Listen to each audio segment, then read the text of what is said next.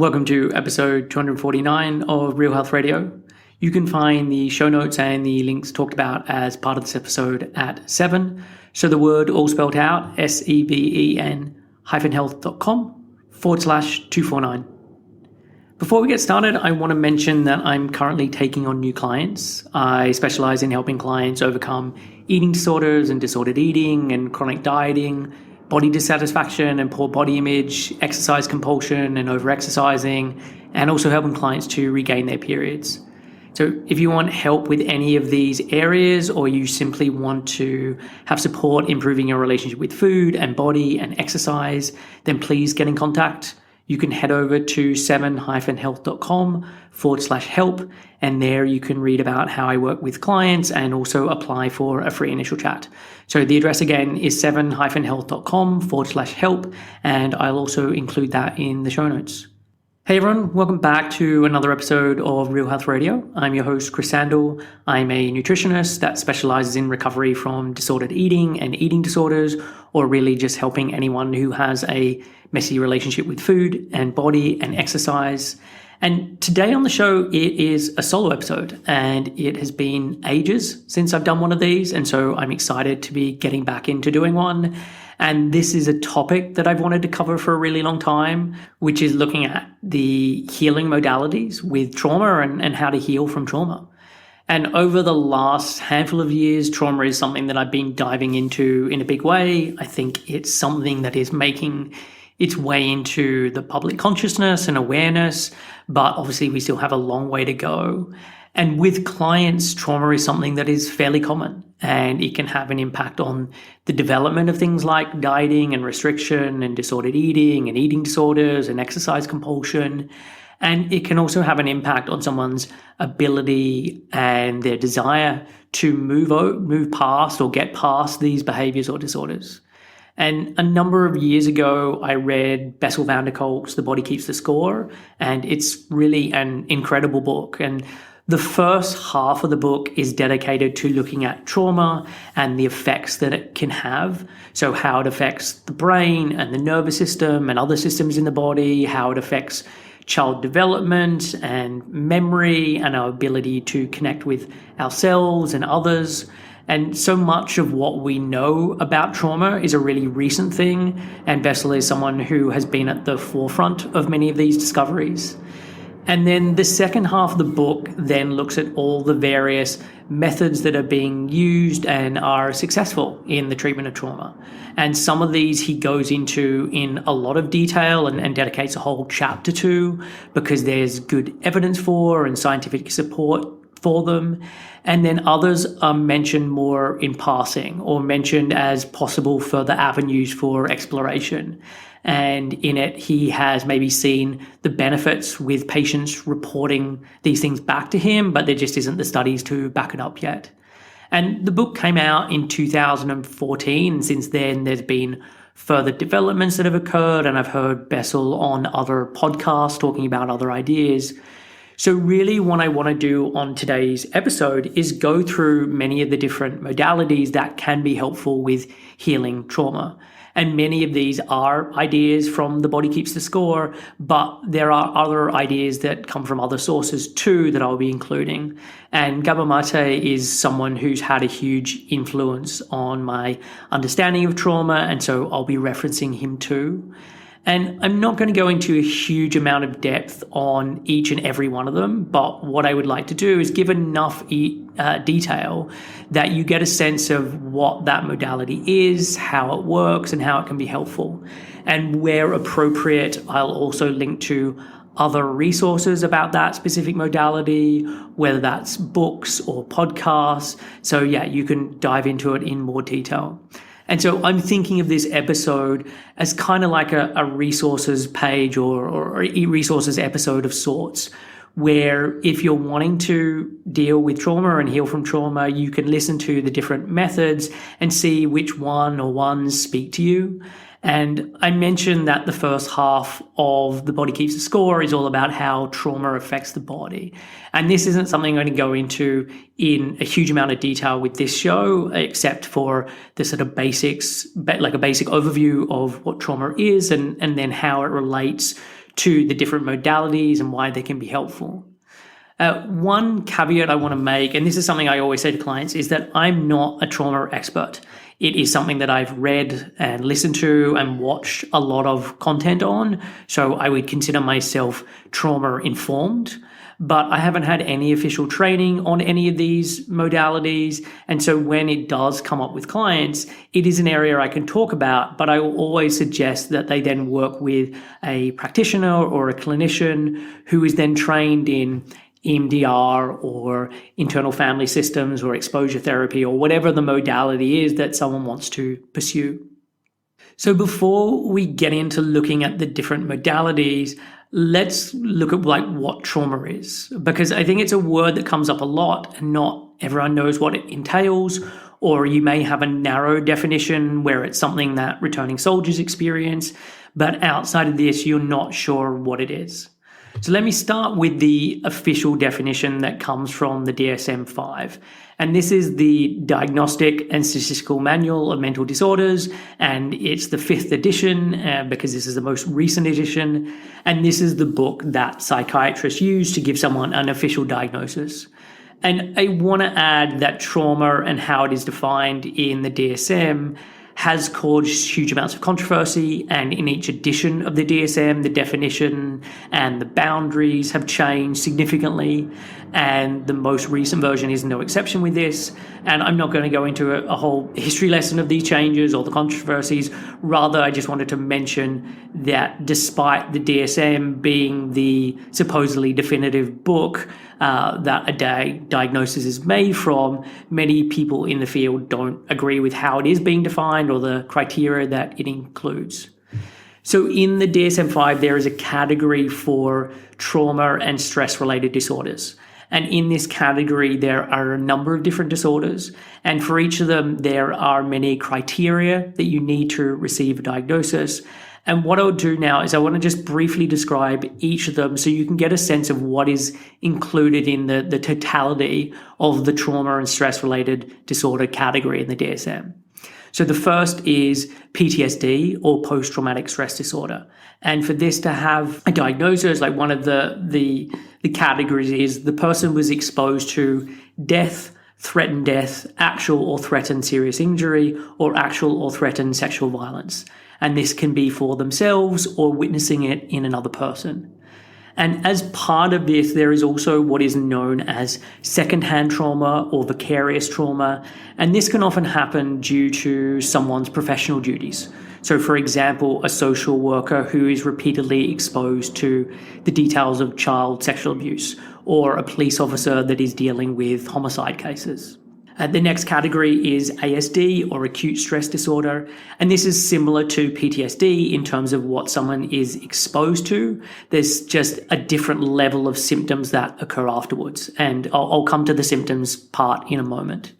The next category is adjustment disorders, and an adjustment disorder is an emotional or behavioral reaction to a stressful event or change in a person's life. And it's typically diagnosed in children, but can be diagnosed in adults too. And some of the events that can be included here are a family move, a parent's divorce or separation, a parent being sent to prison, the loss of a pet or the birth of a sibling, a sudden illness or a restriction to the child's life due to chronic illness.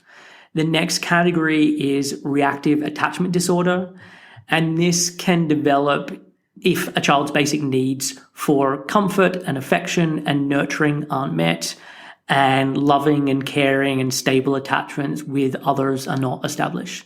And there can be many reasons for this. So there can be all types of abuse, so physical, mental, or sexual abuse, where parents have severe mental health problems, where there's criminal behavior or substance abuse that impairs parenting, prolonged separation from parents or other caregivers due to hospitalization, repeated changes in caregivers due to moving from one foster home to another or through homelessness. The next category is disinhibited social engagement disorder, or DSED, and this has most of the same causes as the previous one, the reactive attachment disorder. The symptoms that occur afterward are different. The next is dissociative disorders, and there are lots of different subtypes with this one, but one of them relates to bereavement. So the trauma of losing a parent or a partner or a friend or a sibling. And so those are the main categories in the DSM-5 relating to trauma. And I've really focused on the traumatic events or the situations that can then trigger the reaction. But the diagnosis really hinges not on the specific event, but the aftermath and how this affects someone. So some of the symptoms that can arise and are then needed as part of a diagnosis are recurrent, involuntary, and intrusive distressing memories, dreams, or flashbacks of the event or situation, distress at exposure to internal or external cues that symbolize or resemble the event or situation, persistent avoidance of stimuli associated with the event or situation, negative alterations in cognitions and mood. So things like detachment from others, the inability to experience positive emotions, and the persistence of negative trauma-related emotions. So things like fear and horror and anger and guilt and shame, the inability to recall key features of the traumatic event, alterations in arousal and reactivity. So things like angry outbursts, hypervigilance, reckless or self-destructive behavior, substance abuse, suicidal ideation, sleep disturbances, and then the persistent or exaggerated negative beliefs or expectations about oneself or others or the world. So that's the official definition and diagnosis for the DSM-5. And obviously, I've only touched on some of the criteria and some of the symptoms that it covers, but that should give you a bit of an idea of how trauma is thought about from the DSM's perspective. Another way of looking at this, and there is some overlap here, is through the ACE study, and where the ACE stands for Adverse Childhood Experiences. And this is something I've done a whole podcast on before. It's episode 85 of the show. It is something I recorded over 4 years ago, and I've learned a lot since then and would love to do an updated version. But it does give an overview of the study and what was found. And so as part of it, there are 10 different ACEs, or adverse childhood experiences.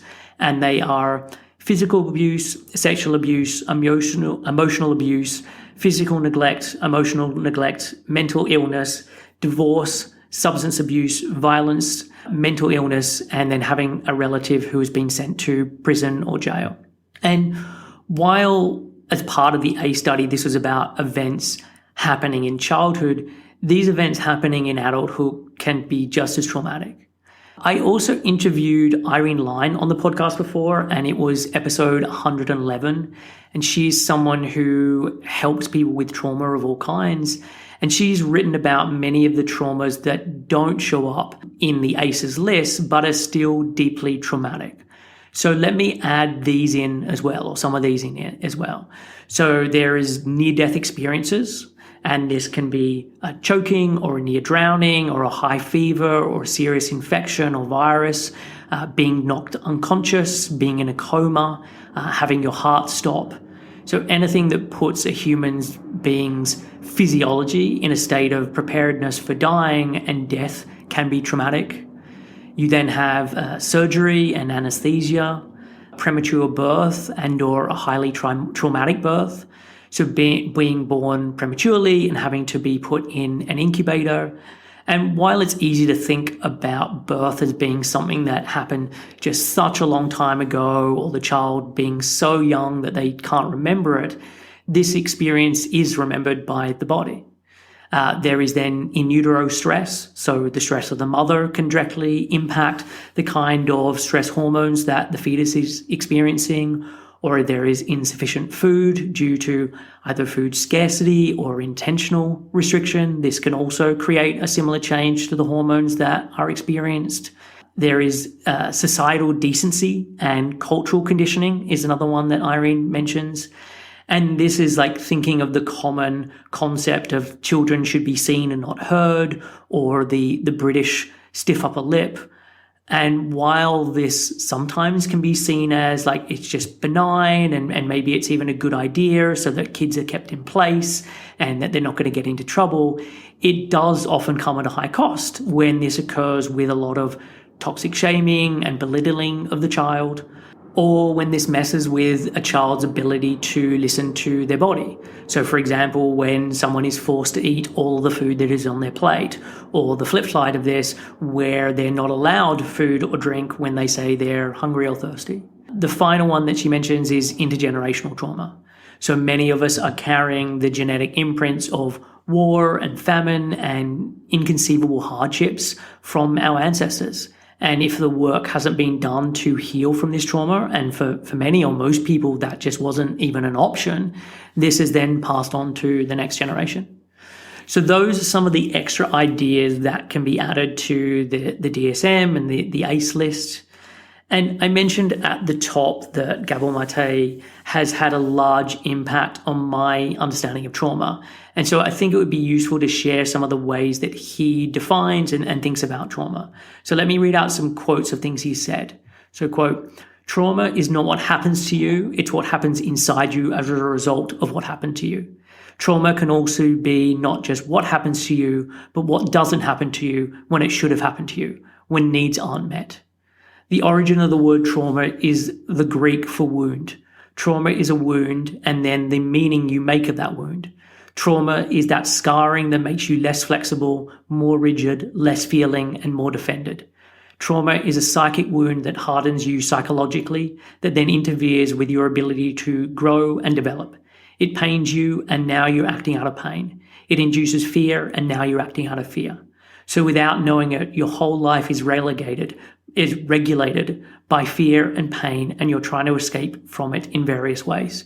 Trauma is about the disconnection from your authentic self, and this can be restored." End quote.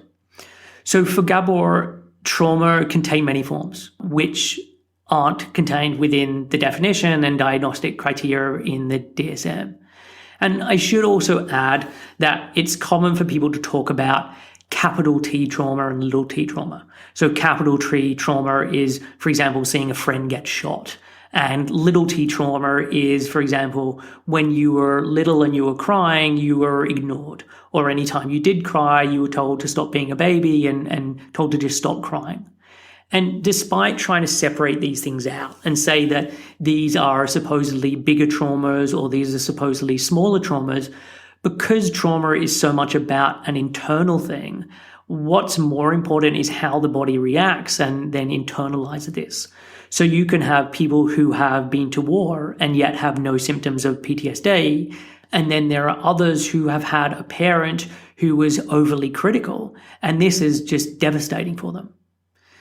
The final thing I want to mention before I move on to looking at the different healing modalities is the idea of so-called destructive behaviors or maladaptive behaviors. So in my line of work, I see many clients who have a history of trauma and go on to develop an eating disorder. Or for Gabor, he worked in Vancouver's notorious downtown east side, and this is North America's most concentrated area of drug use.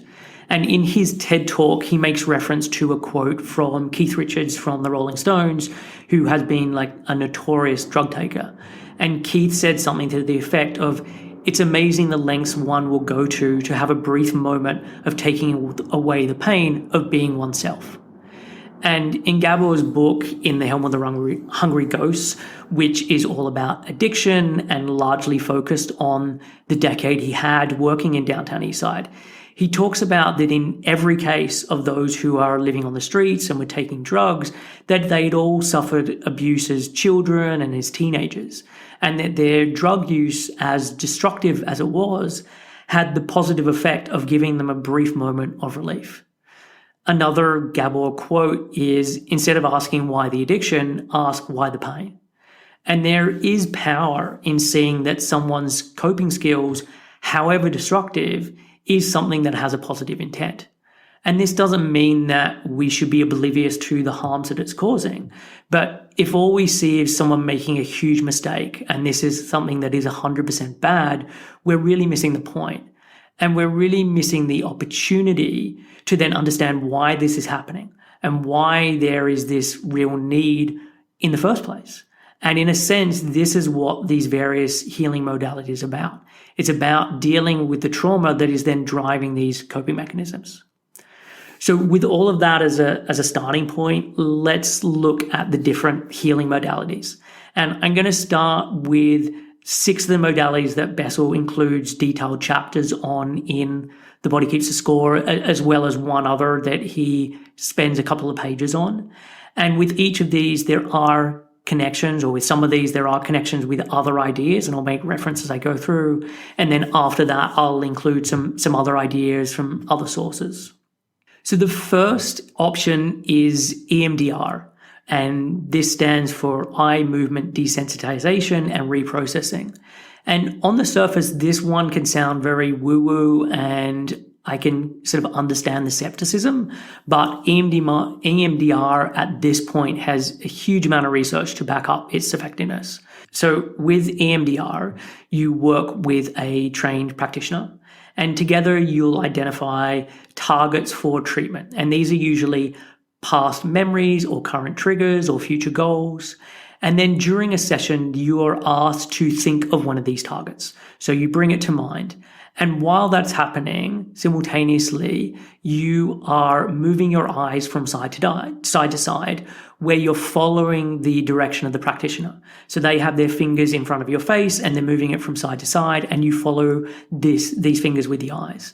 And the eye movement has a direct impact on the memory and is intended to change the way that memory is stored in the brain, thus reducing and eliminating the problematic symptoms. And it's not just reducing the intensity. The process can also bring up insights about the event or about one's actions or about behaviors since the event. So it's making sense of something that has often felt like it doesn't make sense. In some cases, EMDR has the ability to reduce the emotion connected to the memory in the session. So you finish the session feeling better than when you started, and then with each session, the intensity of the targeted memory is being reduced and is being processed. In other cases, it takes a less linear trajectory, and I've had clients who've done EMDR where they focus on a past event, and by doing so, new information or memory surfaced, and they then remembered more about the event. And while in some cases this does lead to a fairly immediate processing, in others it doesn't. And it can be distressing or lead to more heightened emotional experiences in the short term. But one of the key features of trauma is the fractured or fragmented nature of how it's remembered. So rather than it being like a story where there's this clear start, middle, and end, it is more a collection of pieces. And one of the ways of healing trauma is by having these fragmented pieces come together and for the blanks to be filled in so that you can then understand the full story so it can then be processed. And this is what then can happen with EMDR. By doing it, you actually start to remember more, and then with time, it allows this to be processed. And with EMDR, you don't have to share the content of what you're seeing with the practitioner. So you're not filling them in on the story as it's unfolding in your mind. Instead, it's much more about the emotions and the thoughts and the beliefs and then sensations, which I think is helpful to know, especially if it feels too shameful or overwhelming to share the exact details with the practitioner.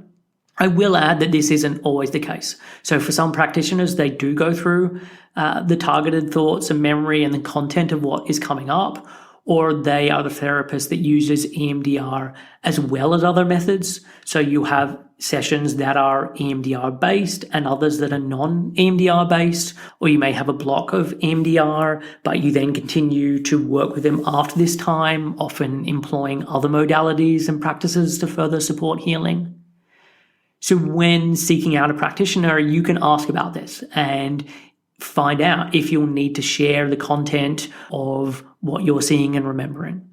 And with EMDR, there are 8 phases. And this information comes from the American Psychological Association and their page on EMDR. So phase 1 is history taking. Phase 2 is preparing the client. Phase 3 is assessing the target memories. Phase 4 to 7 is processing the memory to adaptive resolution. And then phase 8 is evaluating treatment results.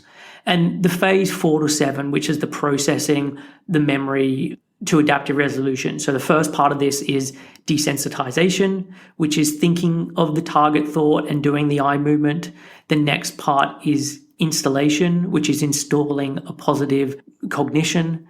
The next phase is a body scan, where you're checking how this feels now compared to when you first started, and if there's any still residual somatic distress. And if there is, you then do further eye movement to continue working on it. And then the final step is closing the session. And if the targeted thought or memory was not fully processed in the session, the practitioner then offers specific instructions and techniques to then provide containment and ensure safety until the next session.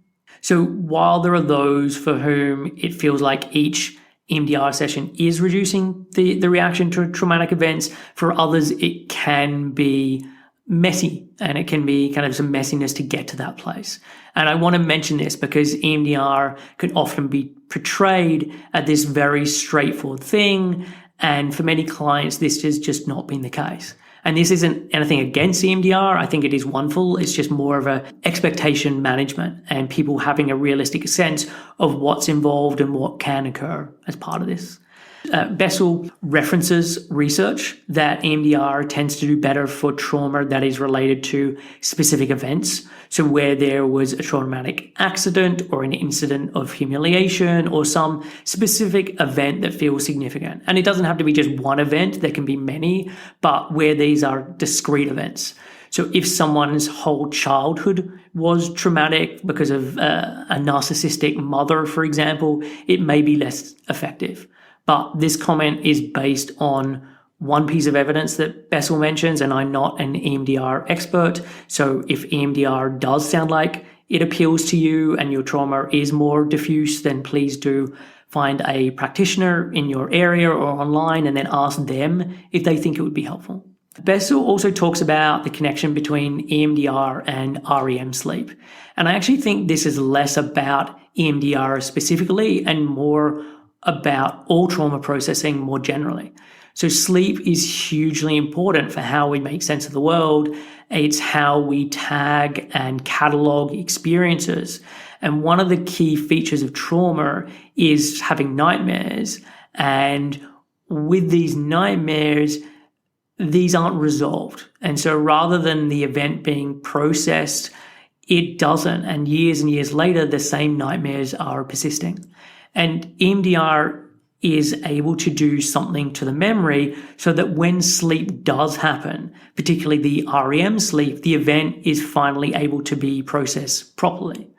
And so while EMDR and REM both are connected to the movements in the eyes, other healing modalities can still lead to the same changes that allow processing to happen during REM sleep. EMDR is something I'm a huge advocate of, both because of the amount of research that is supporting it, as well as anecdotes from clients I've had. And despite my comments that sessions aren't always pleasant and that things can get a little worse before they get better, EMDR is incredible at allowing someone to deal with a traumatic event without being traumatized. So EMDR was also something that I touched on during my interview with Victoria Welsby. And so I will link to that episode in the show notes and you can hear about her experience with using it. So that is the first healing modality of EMDR. The next modality that Bessel references is yoga. And I think I need to preface this because there are many clients who come to me and they are already doing yoga. But yoga for them is hot yoga and is about pushing their body. Or yoga is like some other form of exercise. Or they have taken on many of the other practices that have now become associated with yoga. So they're vegan or vegetarian, or they're doing detoxes or water fasts. So it's yoga as a lifestyle or yoga as a way of manipulating their body. And this way is being approached often basically as a tool of the eating disorder. So yoga for trauma is a healing modality and is very different. one of the effects of trauma is to create a disconnection between yourself and your body. And this isn't conscious. This is an automatic response of the nervous system. And this response can continue long after the traumatic event. And there can be a triggering of this disconnection very regularly. And this can happen irrespective of how positive a current situation may appear on the surface. Because it can be easy to think, well, it makes sense for this to happen when there's obvious danger and there's something that feels very similar to the event that occurred. But for someone who's experienced trauma, everything can appear like a threat. And in The Body Keeps Score, Bessel gives an example of a client who was molested by her father. And then during the session with Bessel, she had the realization that now at any point when she is with someone she loves, she instantly feels the terror of being molested. Like this betrayal of trust had now robbed her of the ability to experience love without terror also arising. And this means that people can live a life of disconnection and of numbness where they are constantly just bracing themselves for some moment or situation that will then lead to this unwanted sensory experience that seemingly hits out of nowhere. And one of the areas that is explored in this chapter connected to this is the idea of heart rate variability, or HRV. So heart rate variability measures the relative balance between the sympathetic and parasympathetic nervous system. And in layman's terms, the sympathetic nervous system is known as the fight and flight, and the parasympathetic is known as the relax and digest. And so there's these two sides that regulate our ability to be calm and relax, as well as our ability to deal with a stressor. And let me quote the book to further explain HRV. So when we inhale, we stimulate our sympathetic nervous system, which results in an increase in heart rate. And when we exhale, we stimulate our parasympathetic nervous system, which decreases the heart rate. And in healthy individuals, inhalation and exhalation produces steady rhythmical fluctuations in the heart rate. So good HRV is a measure of basic well-being, end quote. So with HRV, we're actually wanting a good degree of variability, meaning the difference between the high and the low, the change between the in-breath and the out-breath. And the reason for this is because it then shows a connection between breathing and heart rate. But for those with PTSD, for example, the opposite happens. There is a very low HRV. So someone with PTSD can have very rapid and shallow breaths, but have a slow heart rate. Or they're triggered by thinking of a trauma memory and their heart rate can really speed up, way out of sync with their breath. But as time goes on, the heart rate falls back down to being slow, even though the breath is still rapid. So in simple terms, because I understand that HRV can be a little confusing, in healthy individuals, there is a strong connection between breathing and heart rate, and by the actions of the sympathetic and parasympathetic nervous system and how these are connected with each inhale and exhale. And for those with PTSD or someone who has experienced trauma, there can then be this mismatch between breathing and heart rate and a blunting of the impact of the parasympathetic and sympathetic nervous system connected to in and out breath. So back to yoga. The reason that yoga can be so helpful for trauma is threefold. So one is that it's about various stretches and poses and allows someone to come back into their body. Two, it is about breath practices and it allows the retraining of how to breathe and being aware of one's breath and retraining that HRV. And three, it's also about mindfulness, which is the ability to notice sensations of the body. So noticing what is as opposed to the need to disconnect and get out of one's body. And its strength really is about self-regulation. So the automatic response has been one of disconnection. And for the nervous system, just to instantly pull the ripcord. And what yoga then teaches is an ability to experience the sensations and the discomfort and to stay with it, and relearning how to self-soothe and self-regulate and learning to listen to the body without fear and knowing that you can survive whatever feeling is arising. And I'm a huge advocate of intuitive eating, and in a sense, this is what the steps and practices of intuitive eating are about, but with a food perspective. It's about learning interoceptive awareness, which is hearing what the body is saying.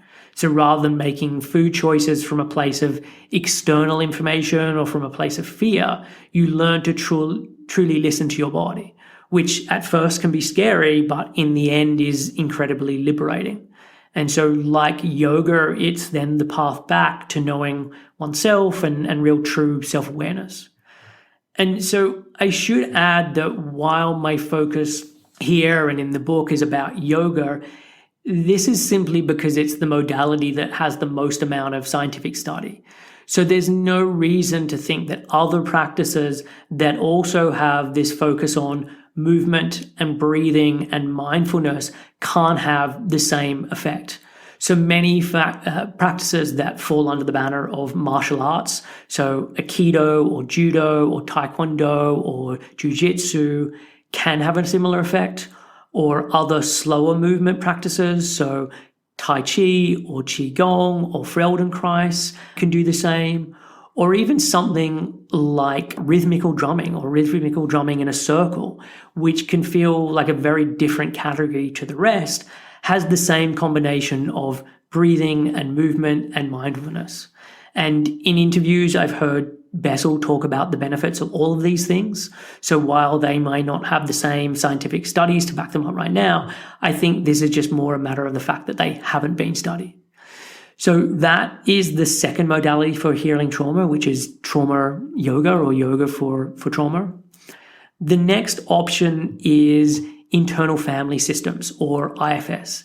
And I think the name of this one can be a little confusing and actually can put a lot of people off, because the word family is in the title and it's easy to think that this is going to be family therapy, that you're having sessions with your parents or your siblings, and considering that it's often these family members that are connected to the trauma, the instant reaction when hearing about internal family systems is to think like, hell no. So let me just clarify up front that IFS does not involve any members of your family and is not family therapy. What IFS is about the different parts within you. So, for example, during a challenging conversation with a partner, there can be a part of you that is angry. There can be a part of you that is scared. There can be a part of you that is loving and nurturing. There can be a part of you that is generous. And while these feelings can arise and can be thought about as transitory, in IFS, each of these parts is seen as an individual, and an individual that has a rich story, who has wants and needs, and has been impacted upon by specific life events. And so the word family in IFS is all about these different parts. They are like a family inside of you. And if there really was a family member who is angry or scared, you want to get to the root of why this is happening, what is the positive intent with this, rather than just telling them to stop being the way they are. And for someone with trauma, certain parts of them get in the way of accessing inner resources and an ability to be resilient in the moment. And instead, certain parts are then able to take over and really control the situation. And I should add that one of the central tenets of IFS is that all parts are welcome, and that all parts were formed in an attempt to protect the system. So even parts that are suicidal or are destructive were created from a place of good intent. So the way that IFS works is with a therapist engaging with all of these various parts. So getting to understand their roles, noticing all the different parts that arise in different situations, and either teaching these parts how to react differently or having other parts come in and support this part. And one facet of IFS is it includes aspects that feel similar to Jungian shadow work, where the word Jungian refers to Carl Jung, the Swiss psychiatrist and psychoanalyst. And Jung talks about our shadows being the parts of ourselves that we have rejected or hidden away or buried deep in our unconscious mind. And in IFS, these are known as exiles. And the work with this is then to bring these shadows or these exiles out so you can then work with them. And as I was trying to put this part together, I realized just how difficult IFS is to talk about in a short amount of time.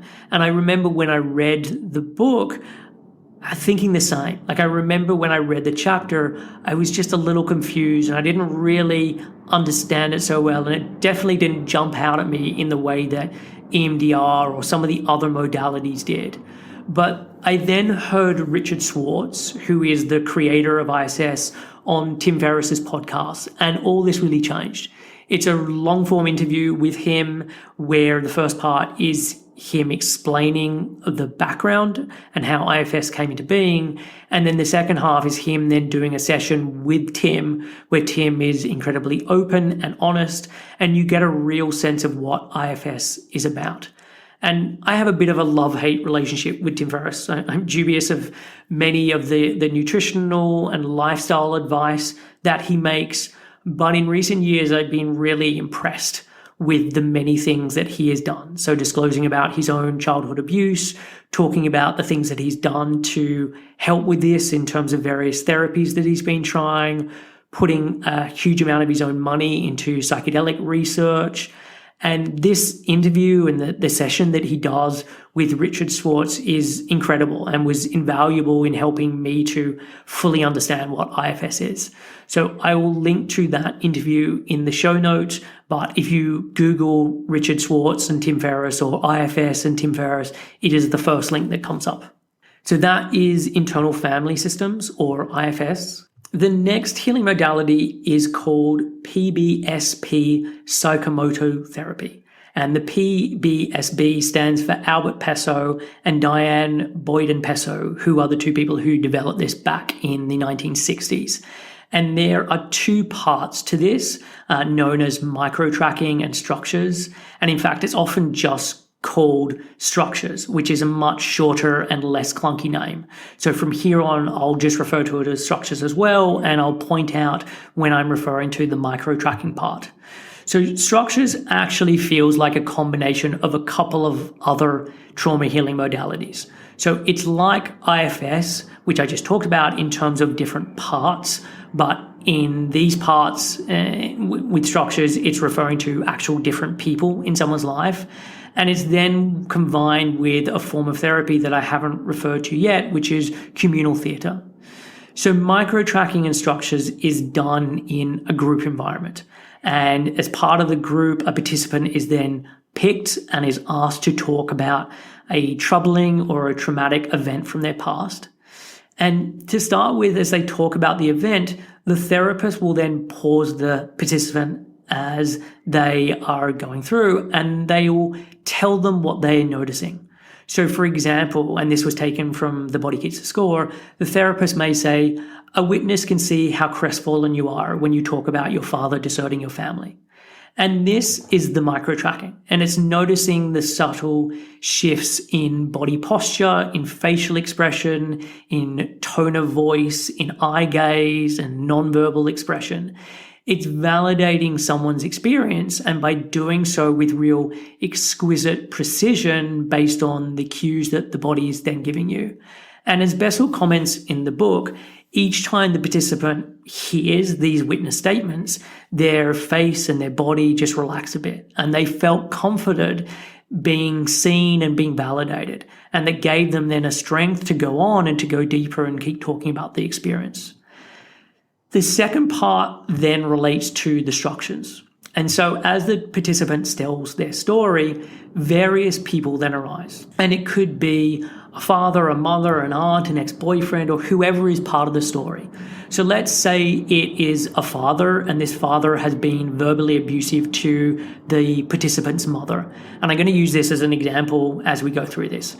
So the participant is then asked to pick someone from within the group to come up and play the role of their real father.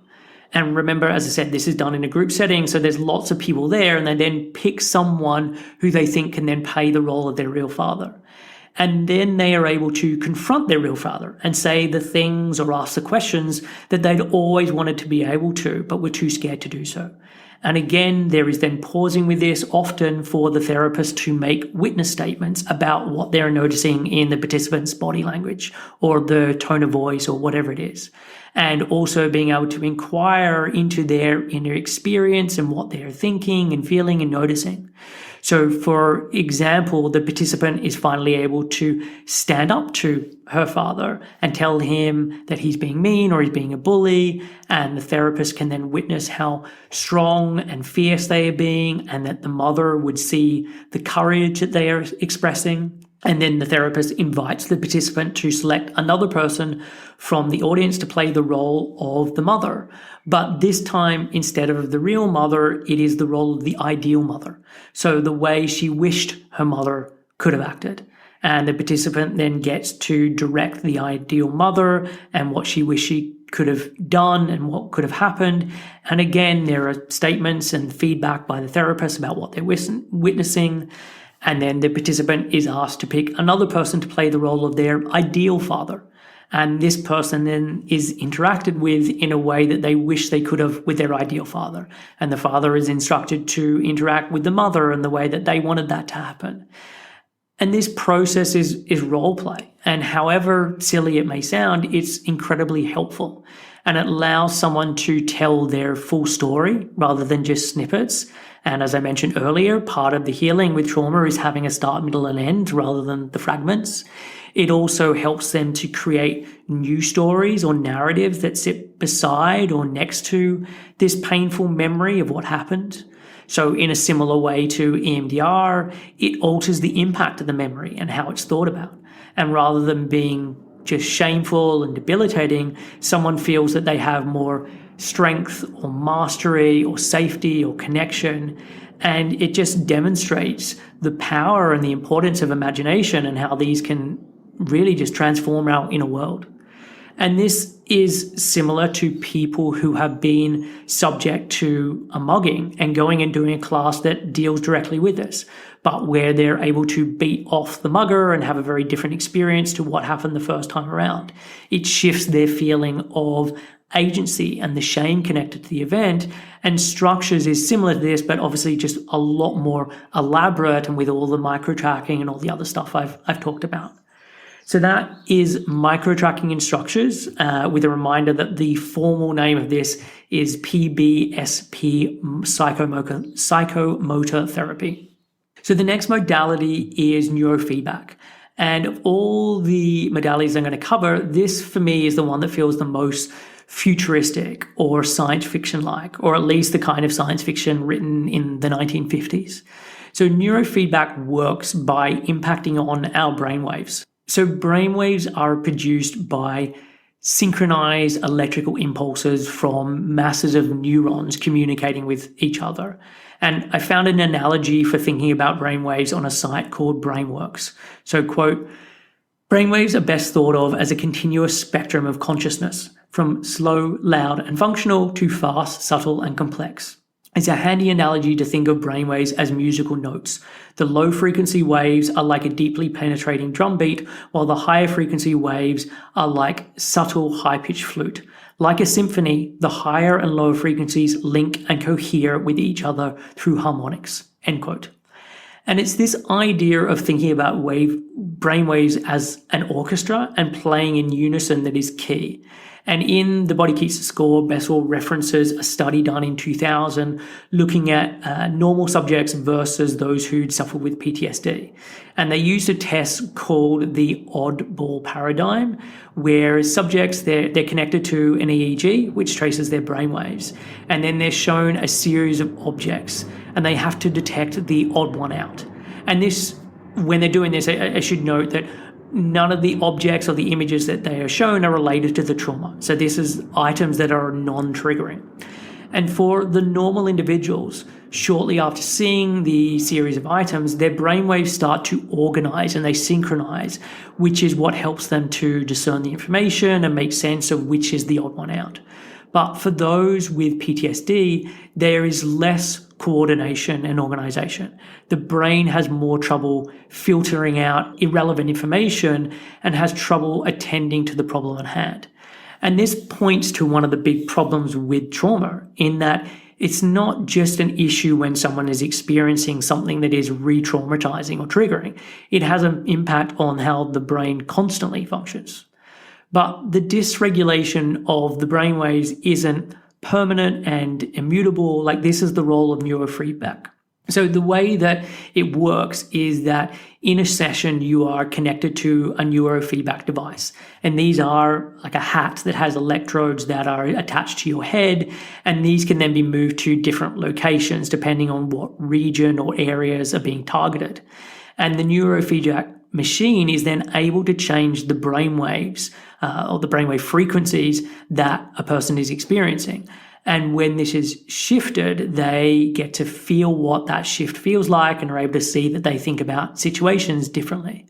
And in the book, Bessel talks about a lady called Lisa. And she was someone who her father had left when she was 3 years old, and then she was abused and tortured by her psychotic mother. At age 12, she ran away and then spent time in various mental hospitals, foster homes, and was also living on the streets. She, understandably, had huge amounts of symptoms connected to these horrible experiences. She would attack herself or attack the environment or surroundings that she was in, but she would do it in a blacked out state so that afterwards she couldn't remember what happened. She couldn't sleep. Anytime she tried to talk about her childhood, she'd have a breakdown. She was jumpy and nervous. And even when in a room with someone that she could trust, she just couldn't relax. So she was just waiting for something to happen. She couldn't even recognize herself in a mirror. So for Lisa, the neurofeedback sessions were about giving her more coherent brain patterns in the area of the brain that is connected to fear. And within a couple of weeks, she noticed she was less uptight. Then with time, more time using it, she noticed that she'd stopped disassociating. Then as she had more time, she had a more continuous sense of self. She was able to start talking about her upbringing. And she said she then reached a point where she was now finally able to do therapy. And as Bessel states, she went from someone who was in the depths of despair and confusion to a place of clarity and focus. And there's an often repeated phrase that cells that fire together wire together. And in this sense, the brain has learned to behave in a certain way and simply habituated. And what neurofeedback does is it lets someone experience a different kind of firing together. And by doing this repeatedly, this new way becomes wired together in the default, which has the knock-on effect of changing someone's reaction and perceptions to a situation, but also the choices they then make when certain situations arrive. And something that can also be done as part of the neurofeedback is to show the participant the pattern of the brainwaves during the session, so they can see what it's like before the machine is turned on and then what happens once the neurofeedback starts modulating their brainwaves. And let me quote Bessel on this, quote, "Our patients find it very helpful to be able to see the patterns of localized electrical activity in their brains. We can show them the patterns that seem to be responsible for their difficulty focusing or their lack of emotional control. They can see why different brain areas need to be trained to generate different frequencies and communication patterns. These explanations help them shift from self-blaming attempts to control their behaviors to learning to process information differently." End quote. I should also add that this is a modality that has scope way beyond trauma. So, for example, the AC Milan football team used neurofeedback with its players, helping them to say relax while they watch footage of their errors. And the next year they won the Champions League, and many of the members of the Italian national side then went on to win the 2006 World Cup. Britain's Royal College of Music has also used it with its students, and it's improved their performances.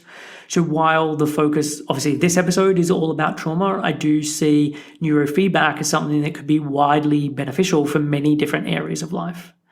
One thing I do want to add, and this is somewhat speculative as neurofeedback isn't something I have personal experience with, and I have very limited client experience with, but it's connected to the importance of trust.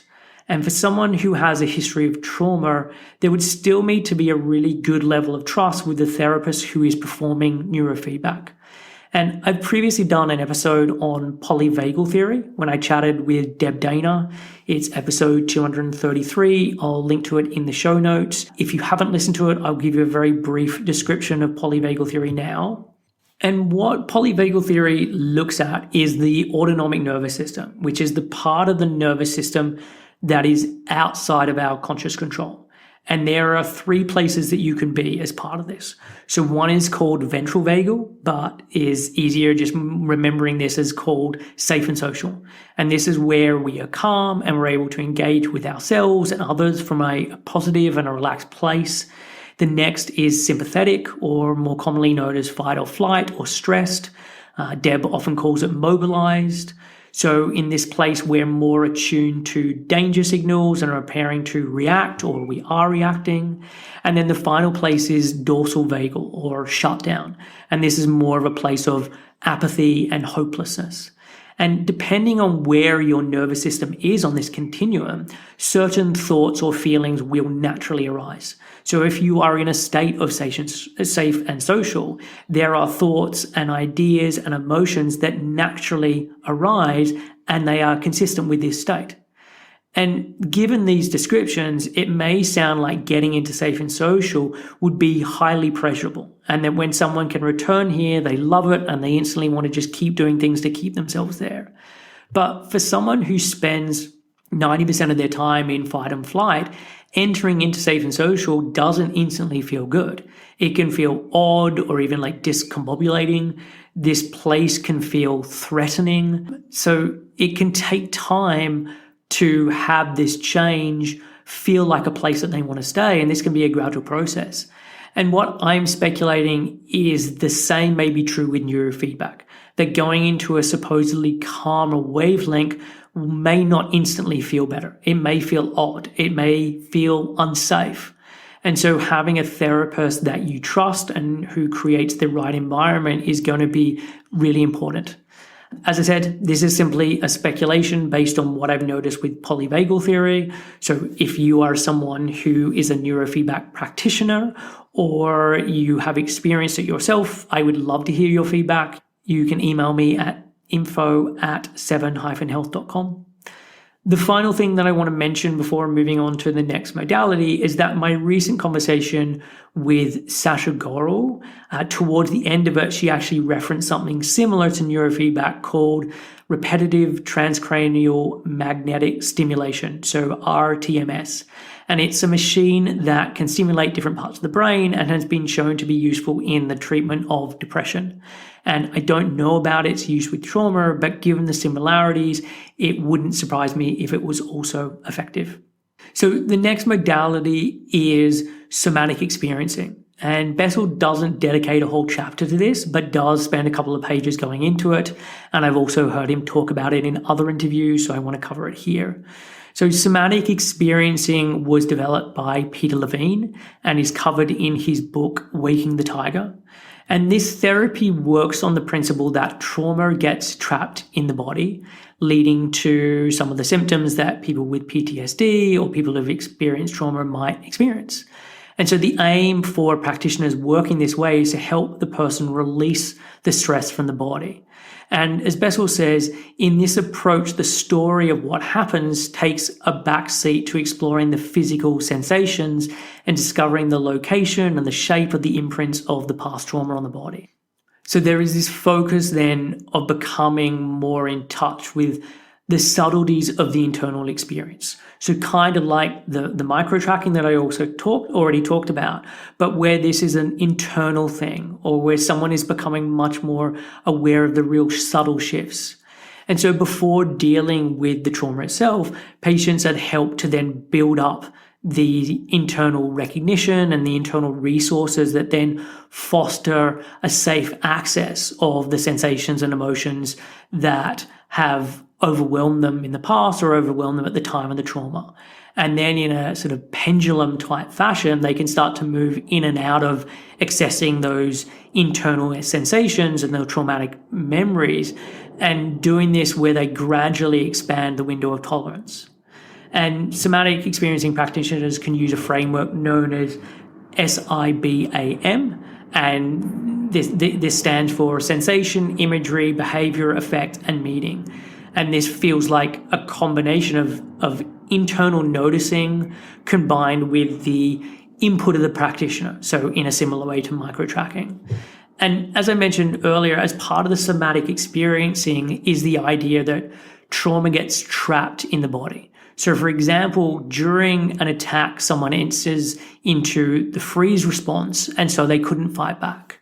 And in the wild, an animal may enter into the freeze response, and this is a state of attentive immobility. And so it serves to avoid detection by a predator and to then also enhance perception. And if this works and the predator then moves on, to help the animal move out of this freeze response, they shake their whole body and or they run. So upon completion of this physical release of the shaking and the running, they then quickly return back to their normal state. So they, in a sense, have released the trauma.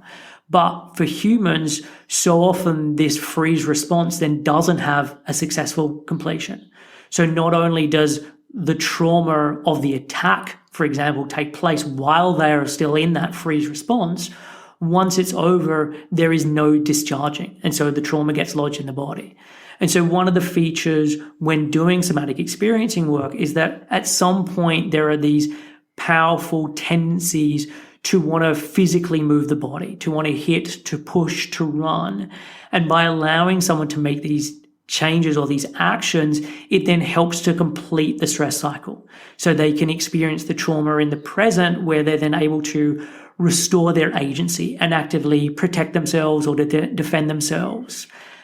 And this final part, this like taking action and completing the cycle, is where there can be, as I mentioned earlier, that kind of practice class for muggings, which someone who has never been mugged can then learn to stay out of that freeze response in these situations. But equally, it can be important for people who have been a victim of this kind of event, because they're then able to play out a different outcome where they're able to complete the cycle. But obviously with somatic experiencing, there's a lot more that goes into it before you then reach this final point. And it's about sort of guiding someone back into that internal awareness and that interoceptive awareness of being in their body. So the next area, and this is the final area that Bessel covers, is communal rhythms and theatre. And this is less a specific practice like EMDR and is more a collection of methods that fall under the banner of communal acting and singing. And I think the best way to address this is to go through a number of the examples and explanations that Bessel gives in the chapters or in the chapter. One of the reasons that acting can be so helpful is it gives a person an ability and an opportunity to play a character that is not themselves. So even though they may be timid and shy, they have the ability to play someone who is extroverted and confident. Or even though they are someone who is easily enraged and likely to lash out, they can play a character who is vulnerable and tender and able to sit with difficult emotions. And they get to embody it and feel what it's like to act and feel differently. And much like neurofeedback, once you do this long enough, you can notice there is different ways to be and that you've got to feel what it's like to have this difference and have that happen. And there can be a benefit as well to being in unison with another person. So Bessel talks about the role of dance and group singing and military drilling to create, quote, muscular bonding. And there is something healing about being in unison with another person. And this could be with ballroom dancing or tango dancing. It could be in unison because you're in a choral or choir singing. It could be because of military marching or being part of a marching band. It can allow you to feel supported and part of something bigger than yourself. And physiologically, there's something healing about being in tune and in accordance with other people. My wife, Ali, goes to a local community choir every Saturday. And when we lived in London, she had a number of different singing groups that she was part of over the years. And for her, this is amazingly healing. There's the warmth that comes from singing with other people. There's also the feeling part of a community that they get to laugh together, to eat cake together, to talk together. It's not just the singing. And it's much more than just the singing. It's that kind of thing where it's the whole is greater than the sum of the parts.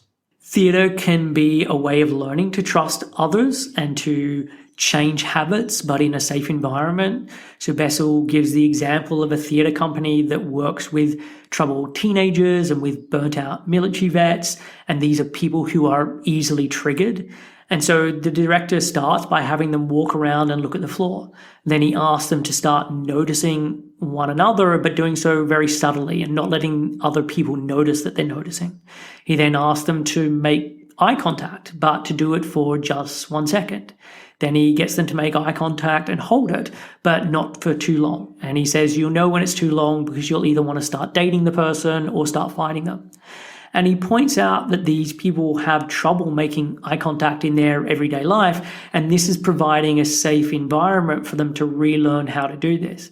And when they get it wrong, it's likely that it ends in laughter. Another exercise they do is being blindfolded and then led around by another participant. And this is something that helps to build trust, and outside of this environment, they'd never be able to do it. Bessel talks about a company called Urban Improv that works with kids and teenagers. And this is where they do skits connected to situations and issues that are relevant to them. So exclusion from peer groups, jealousy, rivalry and anger, family strife, dating, STDs, homophobia, peer violence. And because of the props and the costumes and being told to play a certain role, these kids get to act in ways that they never normally would. They also stop scenes halfway through and have a discussion about it. So there is an example where there are scenes in which someone is in physical danger and the kids would all side with the aggressors because any sign of weakness cannot be tolerated, whether this is with themselves or others. But the company was then able to get the students to, reluctantly at first, to try out new roles and to try out what it's like to be in this other role. And as the program went on, more and more of the students were volunteering for the parts that involved showing vulnerability or showing fear. And this program has a knock-on effect that outside of urban improv, this has changes. So in the classroom at school, there were fewer fights and angry outbursts. There was more cooperation and more attentiveness. There was more engagement in the classroom. Another example that Bessel gives is the Possibility Project. So this is a group that works with foster care youth. And understandably, they have great difficulty trusting due to abandonment. They're kids who they needed to be independent because they knew that they were the only ones who were looking out for themselves. So what this project is about is teaching them to work with others, to trust, and how to be interdependent. And so over the period of 9 months, they meet for 3 hours a week and they write a full-length musical, and then they have to perform it in front of several hundred people. Another example is Shakespeare in the Court, where kids who are young offenders, they learn to play, or they learn the plays of Shakespeare, and then they perform them in front of family and friends and representatives of the juvenile justice system. And using the experience of acting and the lines of dialogue, they're able to explore emotions and how they feel. And so really this collection of methods for helping trauma, from my perspective, is about 3 things. So one, it is about experiencing other ways of being and doing this in a safe environment. And when you do this enough, you can start to break out of the rigidity and the automaticity that is such a hallmark of trauma. 2, it's about the healing of others. And this is similar to the idea of co-regulation, where you notice how the actions of others impacts on your nervous system, which can occur when you're playing opposite someone, say in a scene for a play, or where you're in unison with others in a choir, or in unison with someone when you're dancing. And in all of these instances, the connection with other humans elevates the nervous system. And 3, there is a sense of achievement. And when I read through all of these examples listed in the book, I couldn't help but notice how incredible it must feel for these participants if they've worked on these projects, like to notice that their acting is improving, to feel how all their voices are now coming together like an orchestra or like a choir, getting to act out a play or a skit that you wrote yourself, or understanding Shakespeare for the first time and being able to present this on stage. hopelessness is such a common feature of trauma, and in many cases lives unravel and completely fall apart because of it.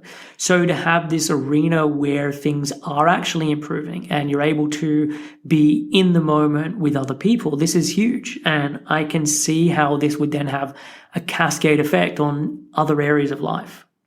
So those were the ideas that Bessel covered in The Body Keeps the Score. And so what I'd like to do is add in some extra suggestions. So the first is exposure therapy. And this is a form of therapy that helps someone to confront their fears and their anxiety and the trauma that has happened. I have actually done a whole previous podcast episode on this where I interviewed a listener who had reached out to me. She had 10 to 12 weeks of exposure therapy as part of a trial. She had been raped as a teenager and had tried to ignore this experience, but decades later she was having nightmares and flashbacks, and she decided this was something she wanted to deal with. So as part of her therapy, there was going back through the events where she'd have to tell the story over and over again, and with each time she was adding in more and more detail as she remembered more. She would have to go to the events or go to the places where this event had happened, and to start with she did this in her mind and practice, and then with time she did this in real life. She also looked at the beliefs that had been created connected to the events, the beliefs about herself, about the role she played, about her attacker. And it connects with something I've said numerous times, which is the fragmented aspect of trauma.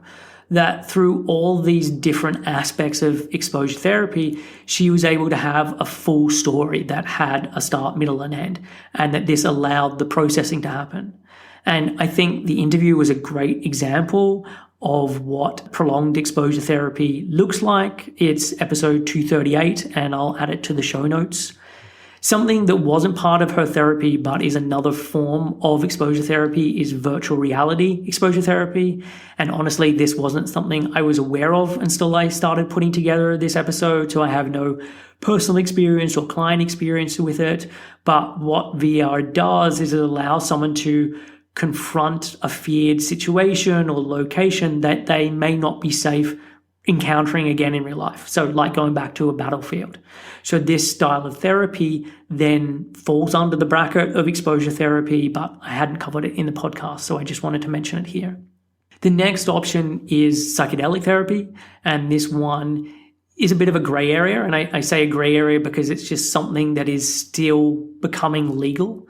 So psychedelics are a class of hallucinogenic or psychoactive drugs whose primary effect is to trigger non-ordinary states of consciousness. And so these substances alter perception and mood and sense of time and emotions and affect numerous cognitive processes. And so psychedelics include LSD and psilocybin, mescaline, ayahuasca, and DMT. MDMA, which is officially considered an empathogen rather than a psychedelic, and ketamine, which is officially considered a dissociative rather than a psychedelic, also do get lumped into this same psychedelic category when we're talking about psychedelic therapy, because both MDMA and ketamine are substances that are used in a similar way. And at the moment, psychedelics are having a renaissance. And so a lot of them were outlawed back in the 1960s, but they're now making their way back into science and into medicine. And there are many trials that are going on at the moment. And it looks like these substances will once again be used legally in therapy like they had prior to the ban. And psychedelic therapy is more than just about taking the substances. It's done in conjunction with therapy that helps someone to prepare for the psychedelic experience as well as to integrate the experience. Or in the case of something like MDMA, you do the therapy session while you're on the substance. If you're a regular listener, you'll know I've done a number of episodes on psychedelic therapy, so interviewing researchers who are involved with the trials with these substances. There's episode 188 with Will Hsu, episode 198 with Natalie Gukowskin, and episode 240 with Adele LaFrance. And so I'll include all of these in the show notes. Michael Pollan wrote an incredible book called How to Change Your Mind, all about psychedelics. and the resurgence in the research around it. So if you're interested, I suggest checking it out. Gabor is a proponent of them, which he talks about in a great interview on Tim Ferriss's podcast. There's also a scene in a documentary all about Gabor called The Wisdom of Trauma, in which he's doing MDMA-assisted therapy with a patient. There's also a fantastic documentary called Trip of Compassion that shows footage of 3 different people undergoing MDMA-assisted therapy and really demonstrates what the process looks like. So I'll have included all of those links in the show notes for each of those. Another suggestion would be the Hoffman Process.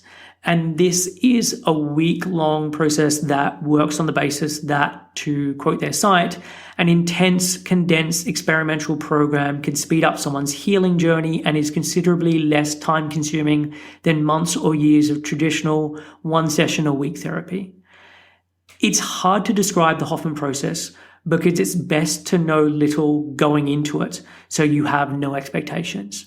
And this means that for people who do or have done the process, they are fairly vague about what happens as part of it. So I've had a number of friends who've done it, but they haven't told me much about it. I've also heard people like Gabor talk about it, but again, going into very little detail, but just saying that he feels it's beneficial. The same thing with Dr. Andrew Huberman, talking about how helpful it was for him even a decade after, but again, being fairly vague about what is involved. There's a thing called the Landmark Forum, which is another one I kind of put in the same category. This is over 3 days instead of 7. I've also heard Gabor talk about its usefulness. So both the Hoffman Process and the Landmark Forum, I'm being rather vague on because I don't know a lot of details about them, and I think that's the way it's meant to be, so you aren't aware of what to expect. Another option is hypnotherapy. When you're hypnotized, you're in a trance-like state. And although this state appears similar to sleep, you are fully awake and aware of what is going on around you. And while in this trance-like state, the therapists can then help you safely access memories to better understand the emotions surrounding your trauma. And sometimes hypnosis can then involve combining access to traumatic memories with positive restructuring of these memories, or simply providing suggestions for positive change. And for example, on one site, I found talking about trauma-informed hypnotherapy, they mentioned it could help with activating the mind's inner healing state, building tools for resilience in the face of adversity, self-soothing when faced with troubling situations, helping with reprocessing traumatic memories, and how to look towards the future with hope for positive change. Another option is inner child work, and rather than being a distinct therapy, this can actually use many of the modalities that I've already referenced. And the point of inner child work, as the name would suggest, is to get in touch with your inner child. There were things that happened to you or I when we were 5 or 15 in which we were hurt in some way. And we might not remember exactly what happened. We might not even remember exactly who was there, but we remember something about it. We remember the feeling of shame, perhaps the tears rolling down our face, or how we reacted in the moment. And what happened with that reaction in the moment then shows up as an adult. Something can then trigger us as an adult, and that hurt that we experienced when we were 5 or 15 rises to the surface, and we act as if we were back in that place. We are trying to protect our 5-year-old or 15-year-old self. So it is about getting in contact with the inner child and working through those past experiences. And this is done by using elements or parts from attachment therapy and somatic experiencing and internal family systems and EMDR and polyvagal theory, which I've already talked about. So those are the main healing modalities that I wanted to go through. But these aren't the only things that you can do. And there are many smaller practices that can help with trauma. And these can be done alongside one of these other methods or can be done independently. And many can be thought of as ways of learning how to see and experience things differently. or as ways of modulating the nervous system when it becomes over-aroused, like ways that are more constructive and come with less destruction or collateral damage. So the first is breath work, which I've already referenced in its connection to yoga or other movement and breathing practices, but here it's just breath work on its own. And this can take many forms. It can be diaphragmatic breathing, which is really belly breathing, and this can be done by placing one hand on the belly and one on the upper chest, and you can be seated or lying down, and then you can take breaths where you're conscious of the rise and the fall of the abdomen. It can be box breathing, where you have breathe in, hold, breathe out, hold, and you can start where for each of these you do it for 4 seconds. So you breathe in for 4, you hold for 4, you breathe out for 4, you hold for 4. And then over the space of 5 or 10 minutes, you slowly increase it. So it goes from 4 seconds to 6 seconds to 10 seconds to 15 seconds. So however long you can start to increase it. You can do this also as triangle breathing. So breathe in, hold, breathe out. It's the exact same as box breathing, but you don't have the hold after the out breath. You can have it where you have extended out breath. So you breathe in for 5 seconds, you breathe out for 10 seconds. Really, there are many different options with this, but the point is about bringing you back into the present, where you're intentionally regulating a system with breathing that has a massive impact on the nervous system. Another idea is called dropping the anchor, and this is something I first read about in Russ Harris's The Happiness Trap, which is all about acceptance and commitment therapy. And dropping the anchor is about the acronym ACE. So A stands for acknowledge your thoughts and feelings, C stands for come back into your body, and E is for engage in what you're doing. And as I mentioned earlier, disassociation can be something that happens because of trauma. So you're disconnected from the body or the current situation. Someone can also be triggered where they get trapped in their head. So they're thinking and ruminating, and this can be about past events or future worries. And the nervous system is creating certain thoughts and feelings because of where you are on the polyvagal ladder, and that you're just being swept up in this stuff. And so dropping the anchor is a way of coming back into the present moment. It's acknowledging that there are these thoughts and feelings that are going on. So it's not about denial, but it's then taking some agency to do something. And so it's then about doing things that bring you back into the present. So noticing 5 things that you can see in the room or in the environment that you're in, noticing different sounds in your immediate environment, noticing smells, getting you to clench and unclench your fists or push your feet into the floor or straighten your sitting or standing position, and becoming aware of your physical body. And it's doing these things to then become connected to your senses that then brings you back into the present moment. And after you've done this for 5 minutes or 8 minutes or however long, you then work out, okay, what is the next step? How can I now use this presence to deal with whatever is at hand, or to then be able to put the thoughts and the rumination to the side so I can get on with what I need to get on with. And Russ Harris has done recordings of dropping the anchor, and there's 4 of them. They range from 40 seconds to 11 minutes, and I'll add them to the show notes, and you can then sort of listen to them as a initial starting guide, and then with time you may get to a place where you're like, I don't need to listen to them. In a similar vein to dropping the anchor, there is the acronym of RAIN, which I've learned from Tara Brock. So RAIN stands for, the R is recognize what is happening, the A is allow for the experience to be just as it is, the I is investigate with interest and care, and then is nurture with self-compassion.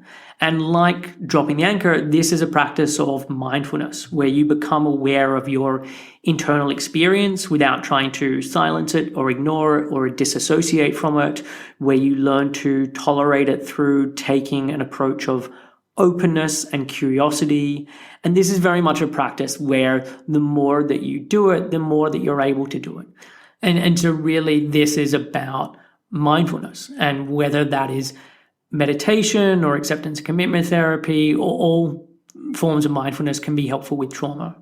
And Tara Brock has done many meditations, and she's got quite a few on rain as well. And I'll link to one of the rain meditations in the show notes.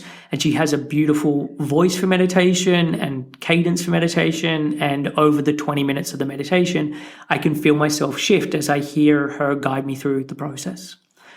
Another tool that can be used is a category that Bessel labels as sensory integrations.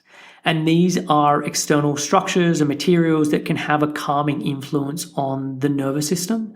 So they are like a cloth swing that you can hang from the ceiling, or a tree branch, kind of like a hammock, but where it envelops you and it wraps and it pushes on the skin.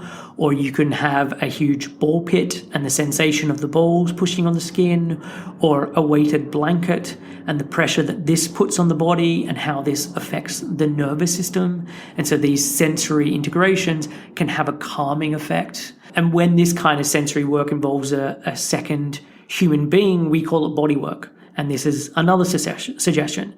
So getting a massage or craniosacral therapy or Bowen therapy or acupuncture, or doing Feldenkrais, where someone is attuning to your body and helping you pay attention to the micro movements and the subtleties of these changes. And these can all, when done correctly and with someone who is trauma trained and informed, allow you to come back into your body, or allow someone to come back into body. So for the body to relax and get the relief from the physical burdens that are generated by the trauma, but also for someone's mind to learn to relax and to learn how to trust another human being, especially during an act that can be so vulnerable and bring up so many connections to trauma. Another option to help is writing. And this can be journaling, expressive writing, stream of consciousness, short stories, poetry. Writing can help make sense of what happened, or the thoughts and feelings connected to what happened. In my interview with Denise Bossart, it's episode 242, she talks about many of the things that she did as part of her healing from abuse that she suffered as a child, and writing poetry was one of these things. The psychologist James Pennebaker has been looking into the power of writing for many decades and is referenced in The Body Keeps the Score. And Pennebaker has written a number of books all about writing to heal from trauma and the power of expressive writing. So if you're wanting some direction on this, I'd suggest checking out his books, and I'll link to his Amazon page in the show notes. And just like writing can be helpful, so can other forms of creative expression. There is both art therapy for trauma and music therapy for trauma. And I've already touched on some parts of music therapy, looking at things like singing groups or rhythmical drumming circles or being part of a marching band. But it can also be a solo project where a therapist helps someone to create music as a way of expressing emotions, or by listening to certain music and looking at the imagery or the emotions or the subconscious feelings that then come up. With art therapy, it can be a way of accessing memories or experiences, but without having to talk about them. Or the talking part comes later on, but first there is the process through which the art is made and where the expression of emotion is done in this form. The act of actually creating the art, like the using of the hands, the touching of the clay, the holding of the paintbrush, this also helps someone to move back into their body, but in a safer way, because there's a task at hand. And this can allow someone to access trauma while also staying in the present and knowing that this event is in the past. But in both cases, you want, with art therapy and music therapy, to be working with someone who is specifically trained for dealing with trauma or with PTSD. And so, you want to make sure that that is their background. Another idea would be the healing power of support groups. And so going to meetings and hearing the stories and witnessing others who have suffered in the same way that you have. And again, in the Denise Bossart episode, she talked about how helpful it was finding support groups connected to incest and how this helped her feel less alone. It helped her understand other people's experience connected to this. And this also connects with the work of Brené Brown around shame. So she talks about shame needing 3 things to grow. So secrecy, silence, and judgment. And being in a group setting where you are sharing your story and you're hearing the story of others can help with all of these. And it may not reduce the PTSD, for example, but it can definitely reduce the shame connected to it. Self-compassion would be another suggestion, particularly the work of people like Chris Sandel and Tara Brach and Paul Gilbert. And I would say that many humans can struggle with being self-compassionate, but with the clients that I've worked with who have experienced trauma, it's an even greater struggle. And in my episode with Beverly Engel, which is episode 227, we talk about her book, It Wasn't Your Fault, where the subtitle is Freeing Yourself from the Shame of Childhood Abuse with the Power of Self-Compassion. And Beverly has written many books all about recovering from abuse, and at the heart of them is the idea of compassion and how important it is. And really, I like her approach with compassion because it's for someone who has come from a background of abuse and with helping other people who have that as part of their story. And so it deals with many things that can arise because of this specific context. And so where much of the more general self-compassion content can be just that, be more general, this is specific in its approach. And so again, I will link to both that book and our episode in the show notes. The next suggestion is nature and the healing power of the natural world. And this can be done in a very structured way or in a much more diffuse way that works in healing through repeatedly being in nature. So an example of a structured way is whitewater rafting trips that are done with veterans. And they do a 4-day whitewater rafting trip. And part of the healing comes from reconnecting with their power. So being able to complete something like this, and possibly connected to my earlier comments about somatic experiencing, where they feel stressed and fearful as they're going through these rapids, but they're able to then move their body and be productive and escape this danger, and seeing that they're able to make it out the other side and help them have a different experience than the one they had previously. But a big part of this as well is actually the emotion of awe. And being in an environment that triggers this feeling of awe and the positive impact that this has on their sense of well-being.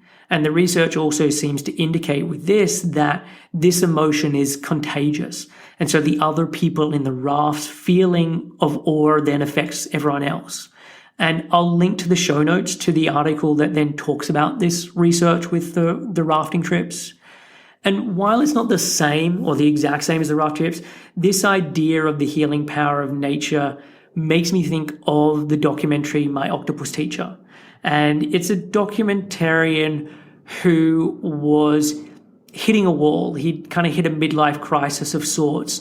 And so he returns home to South Africa and he starts swimming in the sea each day. And at some point he discovers an octopus. And the next day he goes back and it's there again. And so he starts to film this. And over the course of a year, he develops this relationship with this octopus, as strange as this may sound. And you get to see and hear as the documentary goes on just how healing this experience is for him and what he learns then through the natural world. And so I think it's a great documentary and I'll add it to the show notes. My Octopus Teacher is an example of a more diffuse experience of nature, like something that happens over time. But this also could be something much more mundane than swimming with an octopus. Like it could be doing a garden, and whether that is a vegetable patch or creating an ornate Japanese garden. Like gardening, for example, can be a tool of teaching you to be in the present moment. So again, being in the present, getting back into your body, to be able to use the body in a productive way, to be able to see the seasons of nature, much like the seasons of life, to be grounded and calmed by the natural world. I've heard and read interviews with astronauts who spent time in space, and seeing the Earth from distance as this big blue ball is a profound experience. And it dramatically changes how they see the world and think about their own struggles and the struggles of the world. And I don't think that you need to go to space for this to happen. The same can happen by spending time in nature. So being somewhere where you're seeing an incredible vista, or lying on the ground and looking at the stars, or swimming in a lake that is in the middle of nowhere. Like, it's probably the same emotion of awe that I mentioned earlier that is happening in these instances as well, and why these can be so healing. So the final suggestion is healthy and supportive relationships. And this is not going to erase the trauma or a substitute for any of the other modalities that I talked about early on. But having healthy relationships where you are loved for who you are and by someone who is well regulated can make a huge difference. And this can be a partner, but it can also be a parental relationship too. So Gabor talks about this in 2 of his books specifically. So one is called Scattered Minds, which is all about ADD, but I think is about so much more than just this, and I think is completely relevant for all parents to read, not just those who have kids with ADD or has ADD themselves. And the other book is called Hold On To Your Kids, which is another one that he's written. And these cover the role of parents or guardians and the role that they can play in regulating a child's nervous system through attunement and attachment. And if someone isn't going to have a parent or a guardian, finding a teacher or a mentor or someone who can provide part of this role. So this role of being caring, of helping someone be seen, of someone believing in them. Like, the difference that this can make in someone's experience is huge. So those are all the additional ideas that can be helpful on top of the other modalities that I talked about, and is really everything I wanted to cover today. Undoubtedly, I have missed out ideas or suggestions. This is by no means a comprehensive dive into every possible method for dealing with trauma, but hopefully you found the episode useful, and if you're looking for trauma therapy, you have a better idea of many of the options that are available. Obviously, trauma is a single word that describes a wide array of experiences. And based on these experiences and the ensuing body and mind reactions, these will then determine which modality is going to be most useful. So for one person, doing some art therapy is exactly what they need to process an event from the past. While for someone else, this is not going to be enough. Maybe they need to be doing neurofeedback for the course of a year. And then after this, they need to start doing some other form of therapy. But I want to mention this because I've gone through so many different options, but not everyone is going to be right for every situation, or that only one approach is needed. It's often that there may be multiple approaches needed. So that is it for this week's show. As I mentioned at the top, I'm currently taking on new clients. If you want help with an eating disorder or disordered eating, chronic dieting, poor body image, exercise compulsion, getting your period back, or any of the other topics that I cover on the show, then please reach out. You can head over to 7-health.com/help for more information. Next episode is the 250th, and it is going to be an Ask Me Anything episode. I have all the questions for this already, and I'm looking forward to answering them. So I will catch you then.